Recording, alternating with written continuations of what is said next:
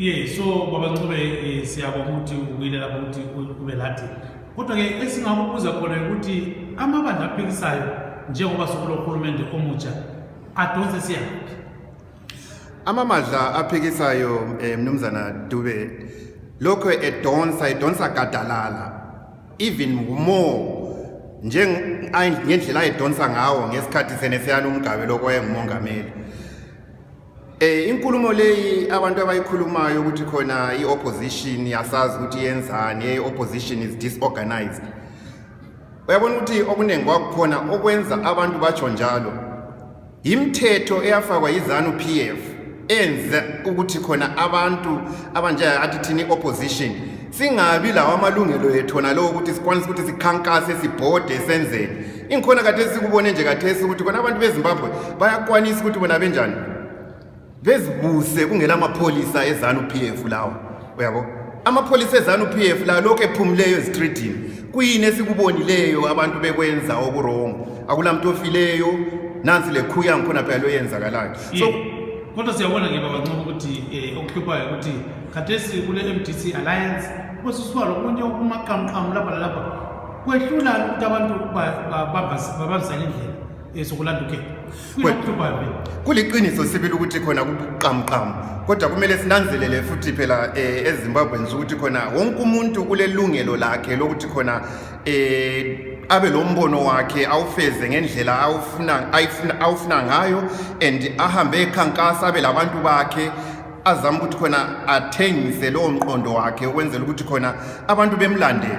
So okwenza sibe baningi ukuthi khona abantu baba lemqondo eminingi and nxa kuyikuthi abantu bebona ukuthi imqondo ayikahlangani kumbe umqondo wethu thina njenge-MDCT kawuhambelani labanye abantu yikho bengaboni ukuthi khona bengahlangana lathi, but laba abanye sesihlangane labo obviously kutshengisa ukuthi khona umqondo wabo uyafanana kanye nowethu. Uyabona kodwa siyabona ke ukuthi pho nxa limaqhamqhamu asoze lidliwe ukhetho olubuyayo.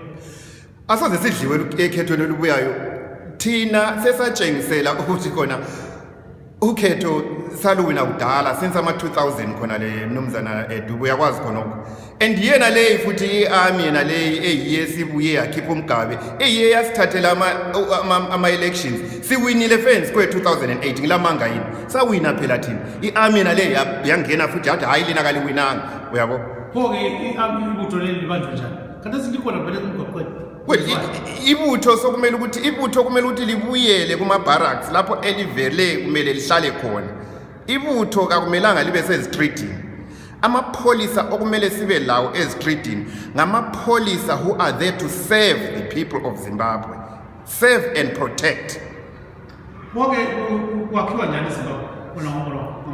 iZimbabwe ukwakhiwa kwayo kulula kakhulu ngoba umongameli nalo mtsha umnangagwa uyakwanisa sibili ukuthi khona abe le legacy yakhe enhle ezehlule ezaba different from eka Robert Mugabe ngoba uyakwanisa ukuthi yena ngokwakhe athathe nje kuphela i-blueprint ye-opposition ngoba i-opposition yiyo elezinto ezifunwa ngabantu beZimbabwe amalungelo abantu ukuthi bahambe bekhankasa kube ehlonitshwa kwamalungelo abantu. Uyabona ukuxolelana konke khonokho kwenzakalayo ngezikhathi zama-80s into zeGugurawunde ukuthi khona iZanu PF yabulala abantu bemiglenz lemathebheleland konke khonokho yizinto ezizenza ukuthi khona nxa sithi singabantu beZimbabwe sesithi sesimanyene sesifuna ukuthi sithuthuke siqalise ukuthi sakhe ilizwe lethu kumele kube lokuxolisana in the beginning hayi khona ukuthi kube lokuxolisana sokuphambili because abantu bonke labo kumele ukuthi bekwazi emiglenz lemathebheleland ukuthi they are part of Zimbabwe. Siyabonga. Thank you.